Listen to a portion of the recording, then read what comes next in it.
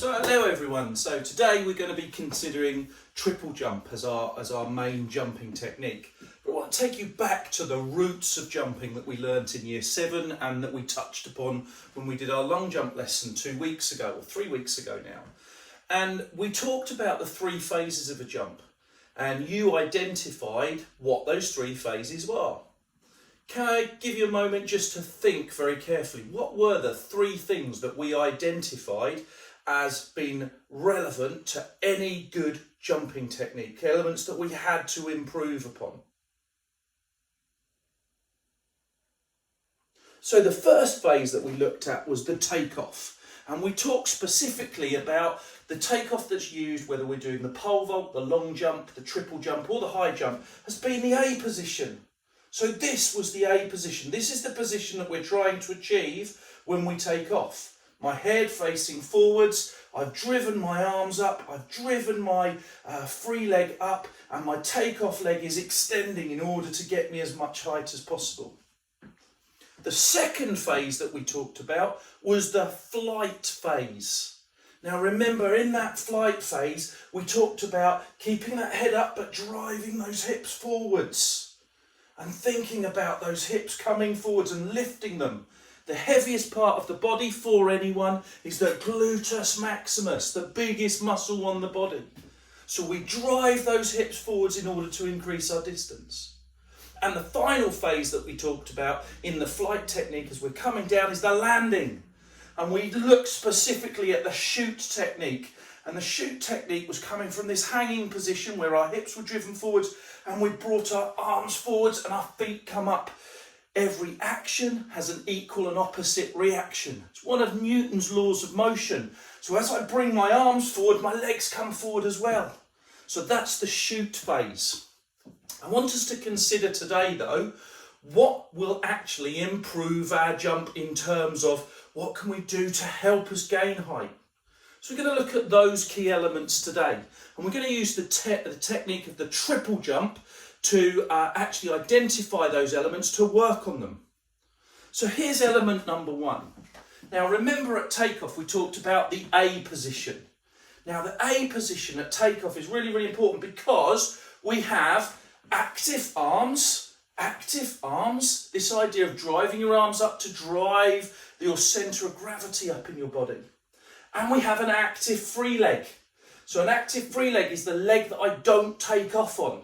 So in this example, my right leg is my takeoff leg and my free leg is my left leg. So let's just watch technique as I take off here.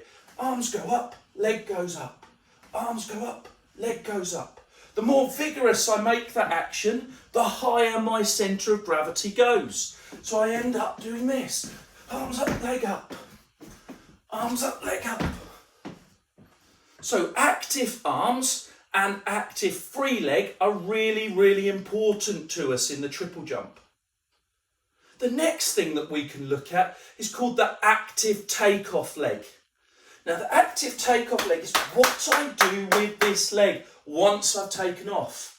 Now you might think active takeoff leg means just about flexing and then extending at the knee, flexing and extending at the hip, flexing and extending at the ankle. But actually it's more than that. When I look at your hopping technique and I get you to hop, so here's the type of hop that I'd expect to see. Quite often see people hopping like this. And yes, there's flexion and extension of the knee, the hip and the ankle, but it's not extended. If we look at jumping technique, and I'm going to show you a jumper's hop now, I want you to watch my takeoff leg. So it's this leg that's closest to you. So watch as I take off what it does.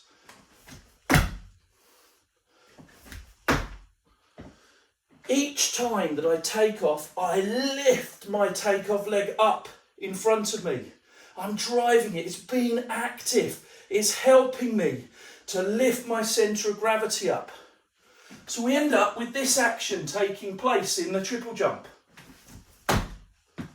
One more time. So the hopping phase, I have active arms and I'm using what's called a double arm shift at the moment. So it's both arms going up at the same time. An active free leg that's coming up in front of me and then it's going behind me. coming up in front, going behind, coming up in front, going behind, and an active takeoff leg that is straight beneath me, then comes up in front, then comes back down. All three of those actions again look like this. Active free leg, active takeoff leg, active arms.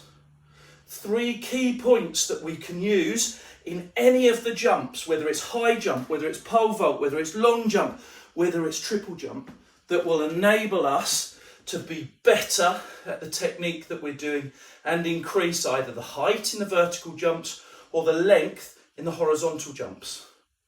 One more key element that we haven't talked about is this thing here. We talked about the gluteus maximus being the heaviest part of the body, but actually, if you think about a baby, for a baby, it's actually their head. And it is still a significant weight on our body. And it's a significant weight that can unbalance us. Common faults with any of the jumps. Common faults are that the jumper looks down at takeoff, looks down to see what their landing's going to do. Remember right at the beginning of the lesson when I talked about active arms and I talked about the shoot phase, C-H-U-T-E. In the landing, I talked about arms coming forwards. And I said Newton's laws of motion. Every action has an equal and opposite reaction. That's Newton's third law. Well, in Newton's third law, if my head comes forwards, then my flight time will come down because I will be out of balance. So my head needs to remain in a neutral position, directly above my hips when I jump, looking forwards. As soon as I start to look down, my body is going to come out of balance and I'm going to cause forward rotation. And I'm going to lose my flight time. So, 4 elements there that we've talked about for good jumping technique. Active arms, active free leg, active takeoff leg, and finally head in neutral position. The last thing I wanted to talk to you about was your arm action during the triple jump. Now, some people jump using a double arm shift. However, an alternative to that could be to use a single arm shift. As you've just seen me doing now, I'll do it as I'm facing towards you now. I'm going to do it on the opposite leg. Single arm shift is much more difficult to master. And definitely if you're wanting to move towards the higher levels, the step 5s, having a go at being able to do a single arm shift is really, really important. I hope you're able to practice this at home. Have fun.